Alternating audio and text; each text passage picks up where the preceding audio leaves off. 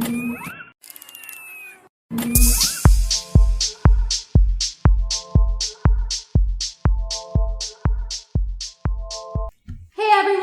welcome to the 11th episode of MCUEx, your number one source for MCU news, reviews, and discussion. I'm Addie Hays, and joining me today is Jeremy Stewart. Hi guys. Hi Addie. Hey buddy, how you doing? Why do you keep calling me buddy? I don't know, it's a new little name I have for you.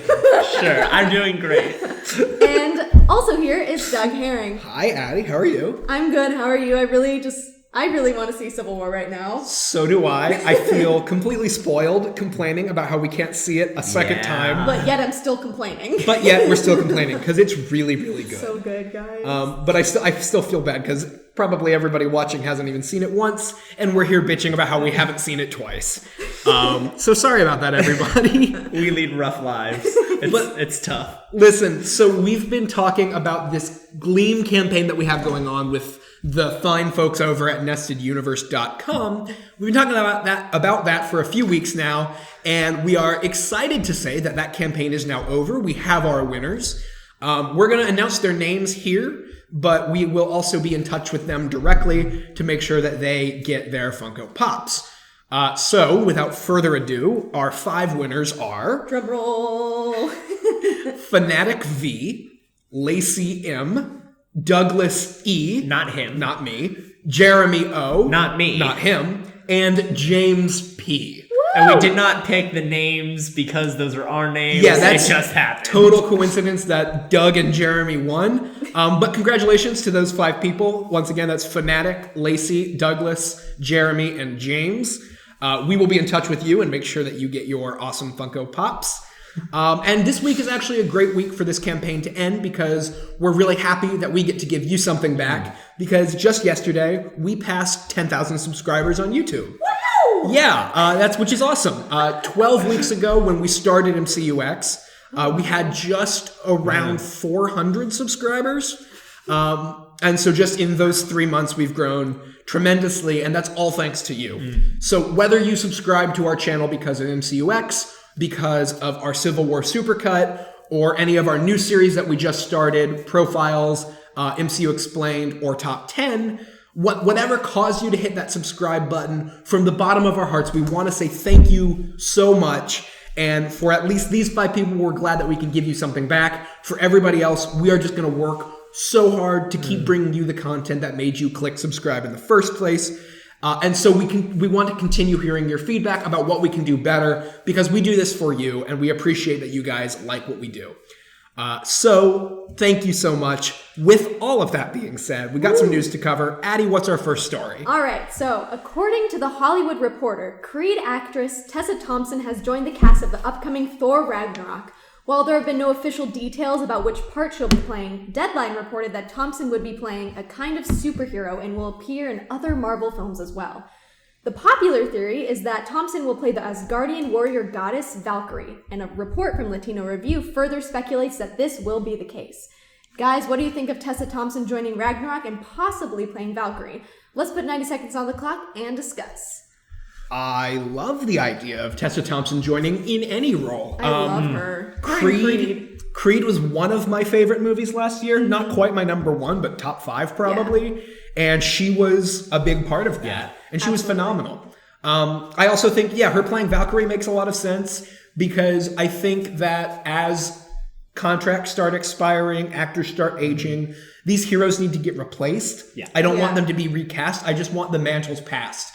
And Which? Right, I think a female Thor or a Thor-like character is fine. Jane Foster's Thor on the comics, and I don't want to see Natalie Portman be Thor. I don't think that is going to ever be a thing. Right, but if Tessa Thompson was Valkyrie, who became a main Avenger, I'd be totally fine with that. That sounds great. Yeah. No, she's extremely talented. Yeah. And all the work I've seen her do has been top notch, and she's so beautiful. Yeah, she is, like and that's Asgardian important. Warrior Right. goddess. And that's important for Valkyrie. She's also got that like as that inner strength that you need to be able to portray, which you can see in Creed. Right. Exactly. Absolutely. Exactly. Yeah. And she's got this like strong will that I would love to see in the Avengers team as like another like very strong female character coming in and being like, okay, boys, take a back seat. Let me go. Right. But I totally see her as Valkyrie. I mean, I can see them confirming that pretty soon. I don't think we'll get any because remember, we haven't gotten confirmation about Cate Blanchett. We haven't gotten confirmation about Mark Ruffalo. We know that she is. She's even talked about it, so. Oh, I know. But like Marvel hasn't officially confirmed anything about Ragnarok. I guess I mean Tessa Thompson saying something. Sure. Yeah. All right, so as production gets underway for the upcoming Marvel Netflix series Iron Fist, 2 new names have been added to the cast list. Jessica Stroup, best known for her role as Erin Silver on 90210, will be playing Joy Meacham, while guiding light actor Tom Pelphrey will be playing her brother Ward.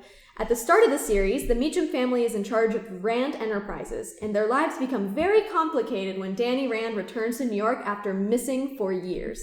The very first set photos from Iron Fist show Danny, played by Finn Jones, meeting with Joy Meacham at her upscale New York home.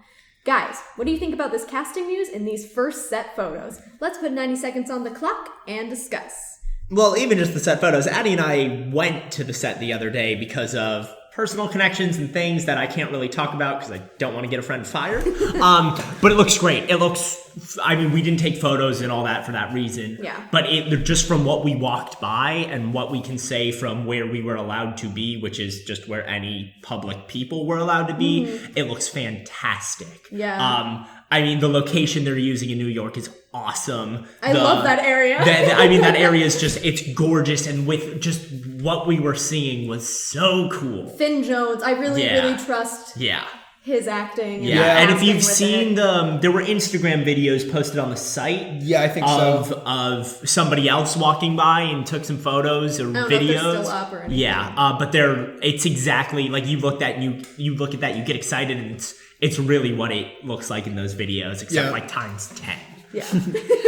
And that's as much as I'm going to say. What do you guys think about the set photos? About Finn Jones and his I love gap year college student? I know this isn't a DC thing at all, but it reminds me of how Arrow started, that he's like kind of this... I think that there are going to be a lot of comparisons to the first season of Arrow. Yeah, the comeback from mythical land. But it'll be... This is better. Better Arrow is an honest title for Iron Fist. I know his costume. We saw him in costume. In that costume. Oh, with the scruff and the weed smoker. Right. Like I said, he looks like a college kid that took a gap year to go to Asia and find himself. Except it wasn't just 1 year. And he's got this super old iPod. Yeah. He looks I fantastic. love the super old iPod, but I also love the contrast between him and Joy Meacham, especially in their wardrobe. Yeah. About how he's just kind of drab and she's colorful upscale New York. Right. I just love that. I think it'll be really interesting to see how he changes over the course as he readjusts to life in New York. Yeah. Especially with more set photos that we will see. Absolutely. Later on to see what he looks like, maybe without the beard and not in nasty clothes. Right. What's next? All right, so while the North American release of Captain America Civil War is still a few weeks away, experts have begun to predict the opening weekend numbers for the film. According to The Hollywood Reporter, Civil War is currently tracking for a $175 million opening weekend, which would nearly match the opening weekend of last year's Avengers Age of Ultron. Guys, having seen the film, do you think these estimates are too high, too low, or about right for Civil War's opening weekend? Let's put 90 seconds on the clock and discuss. Well, I think we can just kind of cut out too high. Yeah. After watching it, it's going to make a lot of money. Yes. Especially that, the amount of superheroes they have in Civil War basically matches Age of Ultron. It might be more. Because, with the new Hulk and Thor are gone, but Ant-Man, Black Panther, and Spider-Man are. Yeah. And Bucky. Bucky. If we're counting Bucky. So 2 more than Age of Ultron. Right, yeah.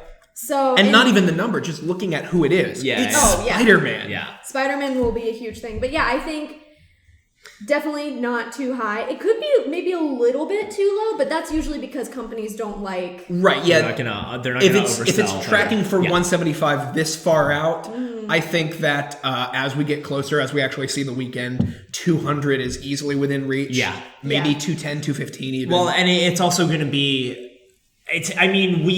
we all loved it, but it's also going to be mass fan response of how many times people are going a second time, right? The people who go and see it Thursday night, Friday morning, the opening night, if they go back Sunday with the rest of their family or their younger siblings. Well, I think even if they don't go back the same weekend, I think this movie will have a great opening weekend, but I think it's going to have a really, really small drop in its second weekend. I agree. I agree, but they're talking opening weekend numbers. I'm saying like for people who are like, spending however much tickets cost, because New York's way too expensive. But like, if you go one place and then say, ooh, I want to go see that again Sunday, Saturday, the next day, the day after. Yeah, I think we all walked out of Civil War saying we need to see that again now. Yeah, and I think I heard a lot of other people saying it too. So all of these fan screenings that they had all across the country, I think most, if not all of those people are going to go see it again when it finally comes out. Oh, absolutely. So that's already I will be seeing it Thursday night, as I'm sure you guys will. Yes, absolutely. And maybe once or twice more that weekend. I mean, guys, get excited for this movie. This is a Marvel show. We're obviously biased towards the Marvel movies. What? But we've said in the past movies that we didn't love. No, there are movies that I wouldn't have gone and seen a second time in theaters. And I know people have called us kind of nitpicky, so... we have nitpicked. I mean, I saw... You know, it's funny. I saw Thor the Dark World like 3 times in theaters with different groups of people. But it's not a movie that if I hadn't gone and seen it with different groups of friends, not a movie that I would have gone to see multiple times in theaters. This is a movie way more than Age of Ultron. This is a movie that it might become my most watched There's MCU no Quicksilver movie. In this. Just speaking of Quicksilver, superheroes. that's true. Okay, so, but anyway. I saw Age of Ultron 3 times in theaters. I saw Ant-Man 4 times. Ant-Man was great. It was a good movie, but it was such a rewatchable movie. Yeah. Guardians of the Galaxy I saw 3 or 4 times. I could easily see myself seeing Civil War 4 or 5 times and make it the most rewatched MCU movie I have in theaters. Which takes us to our next discussion. Yes. Speaking of Civil War, fans have now gotten a glimpse at the collectible items they can receive during the first 3 weekends of the film's release. AMC Theaters has revealed 3 different posters that will be given away during IMAX screenings on the film's first 3 weekends. Similarly, Regal has revealed special tickets for the film that can be collected the same way. Guys, what do you think of these posters and tickets, and will you be lining up to see Civil War 3 weekends in a row? Let's put 90 seconds on the clock and discuss. Well, I think you already answered your question. I don't know that I'll be seeing it in IMAX 3 times, just because, like you said, Jeremy, tickets are so expensive in New York. Yeah. But I think this upcoming weekend. Oh, absolutely. Weekend, 2 weekends from now. That airport scene that everybody's raving about, that 17-minute fight scene with all the Avengers and Spider-Man, that was entirely shot in IMAX. Yeah. No, I would love to go see this in the fan screening we went to was not IMAX, and I think that it's worth the upgrade. Mm-hmm. I mean, that fight scene is worth the full price of a ticket, so it's absolutely worth the upgrade. It's also to 3D IMAX. The posters look super cool. I mean, the Ant-Man poster that's usually behind us is one I got from the AMC showing of Ant-Man. Same thing with the Age of Ultron one that we have. Yeah, it's I mean, I do love going in and grabbing those posters and having them. I think it's a really fun extra experience it's a cool trend that I really like. Yeah. But I will say, obviously posters over the tickets, because they're just these little things, but the posters look so good. Like, I want the AMC Captain America definitely one. got the better deal of the deal. I want the Captain America one so badly. Me too. That one's so good. I think it's interesting that of the 3 posters, the second one features Black Widow most heavily. Which she's a big part of the movie. I was going to say, having seen the movie, that's not overly surprising. Yeah. I think she actually has third billing. Yeah, I was going to say, she's listed as the third person. It's what, Chris Evans, Robert Downey Jr., her? Yeah. I think so, yeah. And that makes sense because, I mean, the Russos get Black Widow. Yes. They make her so cool in this movie. If you liked her in Winter Soldier, you'll like her more in this. Yeah, absolutely. But I think it's interesting that they chose her and not Black Panther or Winter Soldier or even Spider-Man. Well, that could be also other Sony. That's true. That could be because he hasn't been in any of the stuff, so I'm guessing. You can see him. He's actually hanging off the building in the background of the Iron Man poster. What? Yeah. Oh, now with Iron Man one. Gosh darn it. Hashtag Team Iron Man. Nah, you know, it's funny. All the way. I went into this movie Team Cap you said this all the in way. the Did I just mention this in the review? I think you did. Yeah. or one of the versions we recorded. Right. Well, I mean, I've talked about it with you guys so Yeah. much. I went into this movie Team Cap all the way, and I came out kind of feeling Team Iron Man a little bit. Yeah, no, they do a really good See, job of... I think I was more flip though, because I was Team Cap and kind of feeling Team Iron Man because of Spider-Man. But after seeing the movie, I'm like, I totally understand Team Cap. And we will cover 100%. this topic a lot more in our spoilers discussion. yeah. So we should Let's because move this on. episode could easily just become another Civil War, It which could. it won't be. As I nip it in the bud. Nice job. So, on Tuesday, the 15th episode of this season of Agents of S.H.I.E.L.D. aired, titled The Team. For an in-depth discussion of the episode, be sure to tune in to our sister podcast, It's All Connected, on MCUExchange.com. But for now, let's talk about our initial impressions of this week's episodes.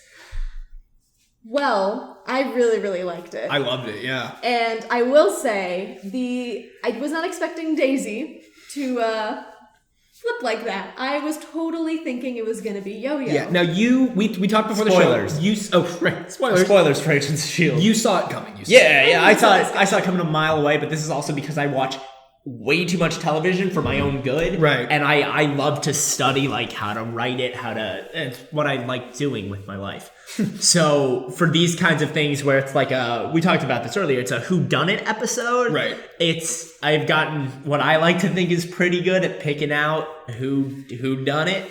And I really did from the beginning, from like halfway through the episode, I was like, okay, wait a second. It's not one of the three new guys, it's Daisy, just because of the way that will impact the story for the rest of the season. Yeah. But you had the completely opposite. Right. See, we went through the same thing at like the same time. Right, because we were about watching this. the episode together, and And like constantly talking about it. and left out. I also consider myself pretty good because it's usually, especially on like network TV shows, it's usually the one who you least suspect, which makes it the one that you suspect the most. Right. The one who's set up to be the least suspicious one is usually the one who did it. But in this case, I completely fell for it because there were multiple misdirects. Right. I thought that they were trying to make us think that it was Joey or Lincoln. Yes. To hide the fact that it was Yo-Yo. Yeah. Because But there was another who is the first person that wants to leave the S.H.I.E.L.D. facility? Right. Yo-Yo. The grenade that goes missing. Who had just seen where it was? Right. Yo-Yo. The mysterious scar or the cut The on her cut that leg. she got that was never explained. Yo-Yo. Yeah, the video, Max watching her and she keeps flashing places. Right. She's doing stuff that we don't know about. Right, That's right. Yo-Yo. And then the fact that the episode was trying to make her more sympathetic because she and Mac had started to have a little thing. So that makes it, one of the more dramatically compelling options to make her the traitor. So I was so ready to criticize this episode for being way too obvious. And it was, I was going to say, I could tell it was Yo-Yo from the very beginning. Especially that they were like, Lincoln was like framed. And I was like, Right. Lincoln was framed, so it was obviously Yo-Yo. And then it wasn't Yo-Yo. Yeah, And I I never thought it was Daisy because she's the lead of this show. Which is It's exactly not even why it Coulson, was it's Daisy. Which, I mean, I applaud them for it. Though. Yeah, that's a good point. If you could point to a main character on the show, it's not Coulson, it's Daisy. Yeah. You're absolutely right. Yeah. And the other thing is, like, Fitz and Simmons have the worst luck in the world. Oh my god, I literally said that. I was like, can they not I catch a think break? that, clearly they But can. at least this time, the horrible thing that happened after they kissed didn't tear them apart. Yeah. It made them closer. Right. It was still a horrible thing that threatens to destroy the team and maybe the world. But it lets them stay on the same planet But for like, why once. not just Mac or something? Because this makes our little space thing up in the sky way more interesting. Because let's be honest, Fitz and Simmons are never actually going to catch a break. That's true. So who's and gonna die? as soon as they said, I forgot what the line was, but as soon as they said something like, we'll never be torn apart again, Right. I'm like, Exactly. okay, so something horrible's happening to one of you or both of you. One of you And is maybe gonna death die. in space.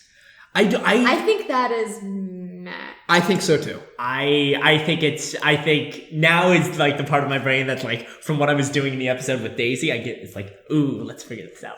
Yeah, I So I'm think, excited. again, because of that cross necklace, and the first time we saw it was with Yo-Yo, I think that She'll give it to Yo-Yo's Mac the and- misdirect, and I think she'll give it to Mac at some point. I think And- Mac right now is the more obvious choice. I don't want him to die. Though. I don't either. I This love is him. the thing is I don't either. Although, here's the thing. As much as I think I'll miss Mac if they kill him, I thought that I would miss Bobby and Hunter way more than I am. And I love those characters. I can't wait for Most Wanted. Yeah, but they're on a different show. Yeah, I know. But what I'm saying is I was really worried about how the quality of S.H.I.E.L.D. would decline once those two great characters left. And it's kind of done the opposite. No, it's given, and we talked about this before, it gives everyone else more room to breathe. It gives everybody else more room to breathe. It gives Lincoln more than a line an episode. Best thing that has ever happened to Lincoln. And May, really. Yeah. I mean, and May, yeah. The beginning of this mid-season, right?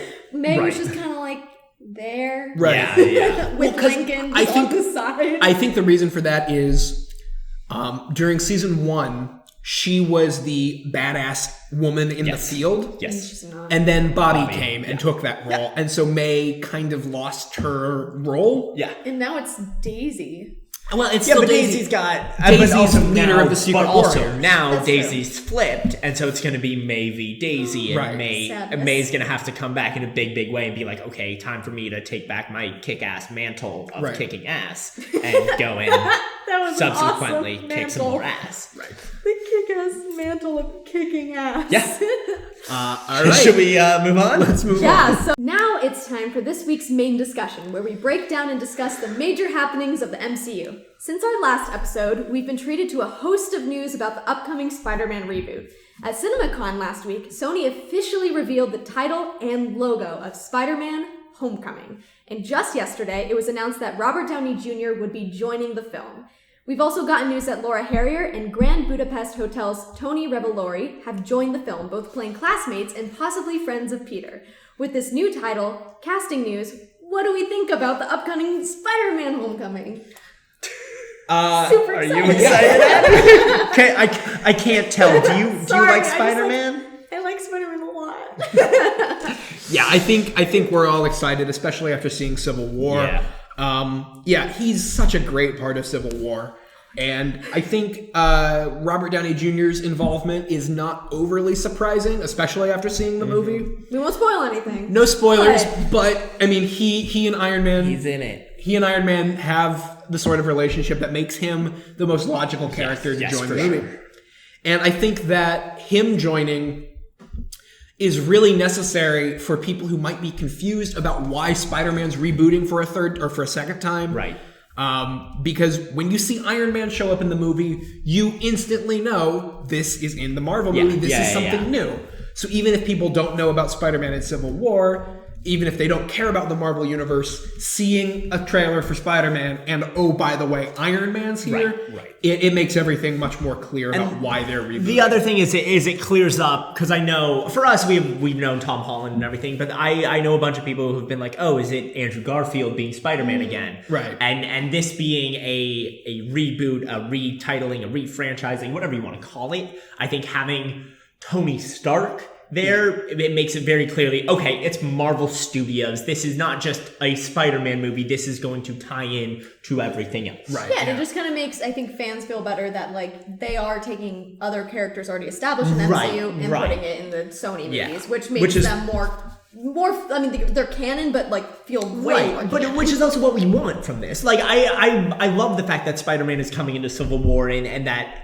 And then, like, I love the fact that he's getting a Marvel Studios movie, but the fact that we're now crossing characters and really just kind of can maybe hopefully forget that there's a Sony logo in front is the best possible scenario. I think that's going to be the case because I remember when this deal was announced, I got worried because they definitely made it sound like Sony had the final say on stuff like this. But from the last week of news and stuff, it looks Feige was asked what was the different roles that Sony versus Marvel would be playing, and the term he used is that they're the creative producers. Right. It's Sony's movie, but Marvel's in charge. Right. Sony's getting money from it, and that's about it. Sony's funding it. Sony profits from it. And that's about it. And which is, I think, great for everybody involved. Exactly. Because the other thing, if this works... it opens the door for a lot of other deals like this. Yeah, if people are smart about it. Sony and Marvel have always had a better relationship than Marvel and Fox. Yes. However, money talks. Yes, this is the thing. And I think if Civil War makes $1 bajillion and everybody's talking about how awesome Spider-Man is. Right. And then Spider-Man Homecoming comes out and makes another $1 bajillion. Right, and Fox keeps failing with their properties. And Fox continues, they have X-Men, but if they continue to flounder around with Fantastic Four, why wouldn't you lease the characters? Exactly. Why wouldn't you? Even if that deal doesn't become likely, it at least becomes more likely. Yeah, and there was that thing that James Gunn said this week on another Facebook Q&A that he did where he was like, I would love to use some of the villains. Yeah, he wanted to use some of the Fantastic Four characters. Yeah. And even if we don't get Fantastic Four themselves, I could totally if see we that can get happening. some of the other people, it'd be great. Yeah. And the other news about this. Yeah, so the title. Addie, what do you think about the title, Homecoming? I mean, I love it because obviously there's going to be something about like a homecoming dance, homecoming football game, whatever. Right. But also like the kind of meta part that like Spider-Man's coming to the MCU. It's homecoming. I love that. I love how on the nose it is, and I love how adorable it is, and that's just how I am. Yeah, we talked about this last episode when it was still just a rumor. Yeah. But I don't love Homecoming. I'm fine with it. Yeah. But it is Spider-Man, you know? Yeah, Spider-Man right. Homecoming, The so Spider-Man series is the name. series. The series name is now just Spider-Man, which I like. So we're not going to get Spider-Man Homecoming 2. Yeah. We'll get Spider-Man, then some other... Now. The Amazing. Whatever. Right. Spider-man... What were the other trademark? Spectacular. Coming of age. Right, yeah, that's what it was. The Coming of Age and Greatness Awaits and Suspended, I think was Okay, I one didn't of them. like that one. I didn't like that one. That one's like way too much like, Right. Suspended Hopefully from those school. aren't sequel names that Sony's Right. planning. Or Marvel or whoever's creatively in But control. I love the design of the title. Yeah. The logo's And- awesome. and It the looks little, like a comic little logo. face. the little Yeah. like Spider-Man thing in the Homecoming. Yeah, and the thing about it being tonally wise, like a John Hughes movie, if you look at the other two who were cast, and I will speak more specifically about Tony, his last name. Revolori. Thank you. I met him, and he's a really nice guy, and I feel really bad for not being able to pronounce his last name. But if you look at his earlier work in the last 2 years or last couple years of Grand Budapest and the movie Dope that came out last year, it's very much that character that fits exactly in that teenage John Hughes high school world, but of like, let's have some heart, but let's also get these like funny little snarky remarks. He's very good at being a comedic foil for a lead, which I think is I think he'll probably end up playing Peter Parker's really good friend. I think and so. they're kind of the outcasts. I can't see him being like a bully. No, not at all. Not at all. That would be surprising. But it's going to be very much like black. they're two buds. They get picked on all the time. Yeah. And I'm guessing he's going to be the first person that Peter Parker tells who's Spider-Man. And he's just going to be like, that's so cool. Like, if you really want to see what he's like, go watch Dope. Because it's very much... Have you seen Mia Earl and the Dying Girl? Yes. I like that. I can see them having that same don't really fit in anywhere Right, friendship exactly, as Greg and exactly. Earl do in that movie. Yeah. Yes. I don't really know anything about Laura Harrier since she's only really been in a soap opera. Right. She's pretty. That's about the best I can I haven't watched any of her say. stuff, so I don't want to be like, Zendaya. Like I've watched stuff from Disney Channel, so I'm like, Well, yeah, this cast is starting to get interesting between Zendaya and her, but then you have Tony and Tom Holland, and then you're adding RDJ on top of it. Right. And Marissa Tomei. Yeah, like, but and then it's Michael Keaton fell out of tops. Yeah, which so- is breaking news. Right. Breaking for us, And not for us, tomorrow. yeah, that's true. We were in our original discussion. We were going to talk about this rumor that Michael Keaton was in early talks to play the villain. Yeah. Deadline is now reporting that those talks have fallen through. But going back to the rumor that Devin Faraci had. Now, Devin Faraci, the day of Sony's presentation at CinemaCon, Right. he was the one that said they're going with this name and they're going to announce it tonight during CinemaCon. And also they're looking at the Vulture to be the villain. Yeah. And so, of course, a couple hours after he posted that, they did confirm the title. Right. So I'm inclined to believe the rest of that report that he had about the Vulture being the villain. If that's the case, interesting. and if Michael Keaton was maybe in talks to play the Vulture, that gives us an idea of what kind of actor they'll be looking for the villain. the Deadline article, it did say he fell out of early talks. It wasn't like he actually wasn't in talks. Right. So, They were looking at him. Yeah, so it is So correct. do we move on to another Batman? Do we go for Christian Bale or Brandon Root? You know, Wow. he was never Batman. Oh, he's Superman. He was Superman. You know what though? Okay, buddy. Now that you say Batman that, versus Superman. now that you say that, I Fighting would in my not head. mind Val Kilmer as a Spider-Man villain. I love Val Kilmer Wow. so much. Val Kilmer would make a good Doc Ock. They're never I going to don't redo think Doc they'll Ock. touch They Doc will Ock. not touch Spider-Man. Oh, never 2. say never. They will never not. say never. It is in the conversation for the best superhero movie of all time. I They agree. will not touch him for the next couple years. Couple years for sure. Yeah, they're not going to do it now. But if they were to do another Doc Ock, Val Kilmer, not a bad choice actually. Now that I think about it. Yeah, that's true. But yeah, I think an older actor, but not. I mean, the Vulture is like in his 80s in the comics, 70s or 80s. Yeah, He's like he's- this Michael old Keaton was, dude. Like, perfect. Yeah. I think aging him down just a little bit to be that Makes Keaton more age, sense, yeah. or that Bryan Cranston age, maybe. I don't know. Yeah, I can't see Cranston doing it. I could see him doing it. I don't think that he would Is be the obvious choice. I don't think he'd be quite right for the role. He'd be like one of those things that you're like, oh, they cast him, and then see it being like, oh, I see why they cast him. But you know, knowing Marvel, they're going to cast somebody that I would never ever guess, and then they're going to be perfect. Right, Yeah. right. But there's also the chance that because I know Faraci said Vulture may or may not be the main villain. Oh, yeah. And so Keaton might have been in talks to play somebody entirely different. He might not have even been in talks to And play the other thing is they might, and depending on how far into the script is being written, they might say, okay, if we can get Keaton, we'll use the Vulture as the villain. If we can't, and we have someone else in mind, Yeah. he might make a better pick and choose from Spider-Man villain. Yeah, role. you're absolutely right. I wouldn't mind seeing Kraven the Hunter or Chameleon. Or Yeah. the Daily Bugle. Well, I want to see the Daily Bugle, yeah. Yeah. Not like how they did it in Amazing Spider-Man, where it was like this like one thing that was like a text or whatever. So, quick question. If we get the Bugle, do you want to see J. Jonah Jameson? I want to see J.K. Simmons. We're not Except gonna get he's that in 'cause DC. he's Commissioner Gordon. Yeah, he's now in the DC universe. No. Yeah, So- right. We're not getting So- J.K. Simmons. Because that's why I thought it was like maybe Michael Keaton was in talks for. J. Jonah Yeah. Jameson? Yeah. That'd be cool. That's what my That would be mind cool. immediately went there when you were like, it didn't have to be for be the Vulture, and I was Vulture, like, yeah. you know. Yeah, but I wouldn't call Jameson a villain. Yeah. Oh, that's true. That's He's true. maybe an antagonist, but not a hard villain. ass, That's but true. not Right. He Yeah. doesn't go out of his way to actively try and destroy I Spider-Man. mean, I was just. Well, sometimes he does. Well, yeah, but not But in he's a not gonna be physical, ever, not like- in a, Not in a villain. not at all. Let me put on some tights and go. Well, I mean- there was that one time in the comics where he put on the Iron Man suit Yeah, and he that's- modified the suit so that it still had his mustache on the faceplate.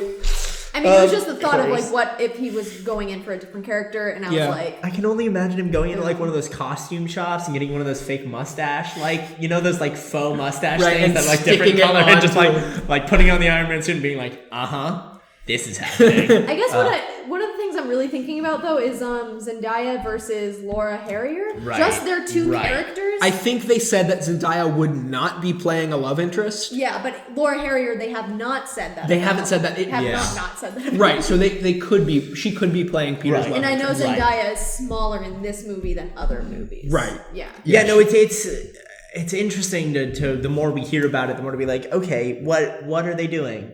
What Because is it's just happening with everything this that they're movie? casting is not like the past two movies where it's Right, just like, what right. are they doing with this? Right. That's In the Maguire version and the We knew it was And the MJ, Garfield version- We knew it was Gwen Stacy. exactly. We had somebody was cast as Gwen Stacy. Right. Somebody was cast as MJ. Somebody was Harry? well, both Osborns, Harry Yeah. Harry and Norman. Somebody was And then someone was even cast as MJ in Amazing Spider-Man. Then they cut Right, that. right, They- right. And she who got was cast. It as- was Shailene Woodley. Shailene Woodley. That's who it was. right. So, Right. right. So it's a stable of characters, none of which seem to be making an appearance in this version. Right. Which It's is not- intriguing. I think that having a completely different set of characters to use is a really interesting. Yeah, it's not obvious, especially if they didn't announce Marissa Tomei as Aunt May. I would have been like, I love who's her. Marissa Tomei? right. Yeah. If they had cast Marissa Tomei without a character, Yeah, it name, would've been like, none of us would have who- guessed yeah. Aunt Like May. a teacher?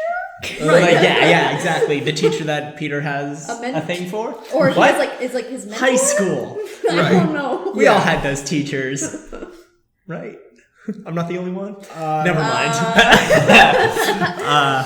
But yeah, I'm so excited for this movie. Yeah. I mean, like, if you look at all of our Civil War commentary, that's all I can talk about is Spider-Man. This is So true. all of this stuff, it's like overload for me. And once we do our spoiler review, we'll talk more about Spider-Man Yeah. and Iron Man's relationship in the film. Spider-Man. You will. Because, again, hard to talk about without getting into spoilers. Yeah. And Downey Jr. joining Spider-Man Homecoming makes so much sense. yeah, it's And it's based on the scene they had together in Civil War. It's going to be awesome. right. And that's all we can say without I'm so spoilers. excited to do that video for you guys. Okay. Anything other than just general excitement about Spider-Man? I'm just excited to hear more news. Yeah. Like the more we hear about it, Yeah. the more I'm excited. Especially to... that they should be they're starting to film this summer, right? Yeah. Well, yeah, it's coming out in Yeah, July. they're using Pinewood as soon as Guardians wraps. I know that makes Pinewood sense. Atlanta has like a 2-week turnaround from Guardians wrapping and starting on Spider-Man, which That's is to get some sets built and everything is not a lot of time. And Now, then where hopefully- is Ragnarok's coming out around the same time? Or a As couple months later as Spider-Man Ragnarok, I think, is filming in filming in Australia. Australia. Yeah, That's filming- right. That's right. Which I think it's still a Pinewood studio. Is it? Okay. Pinewood has Australia, London, Atlanta, which is their newest. Yeah. Right. And Marvel has started to split between Australia and Atlanta because now Well, I know they did Guardians 1 in London, but right? London's now being taken up by Lucasfilm and Harry Potter series. Oh, right, Pinewood right. London is booked full. So, okay, well... I think. Don't quote me on any of that, but I from also what I've hope read, that they that's- will shoot some things in New York. yeah. I'm sure they'll I know they shoot will, some but shots. some Oh, yeah, outside for stuff sure. that I can just creep on. Go be an extra for. Or go be an extra, Yeah, like yeah. Doctor I Strange, will- and get some stuff. We will keep our ears open for location rumors. Yeah. So that is the end of this week's episode of MCUEx, everybody. We want to give a huge thank you to our friends at Stone Street Studios for letting us film here, as well as Andy for his continued efforts to help us improve our sound. Make sure to follow MCUExchange.com for up-to-the-minute updates on everything related to the MCU. I'm Addie Bree Hays. You can follow me on Twitter and Instagram at Addie Bree. I'm Jeremy Stewart. You can follow me, Instagram, Twitter, Jeremy_Stewart. And I want to say thank you for all the people who interacted with us during our Periscope and all of that stuff we did on Thursday. Yeah, that was awesome. That was a lot of fun for all of us, and I hope you guys enjoyed it too. Yeah. And I'm Doug Herring. Make sure you're following the MCU Exchange at the MCU Exchange on Twitter or just at MCU Exchange on Facebook. We want you. And check out MCUExchange.com for all of your news and features and all that stuff. Sorry. As being Uncle Sam. I want you. Well, thank you so much for joining us, everybody. We'll see you next week. Bye, guys.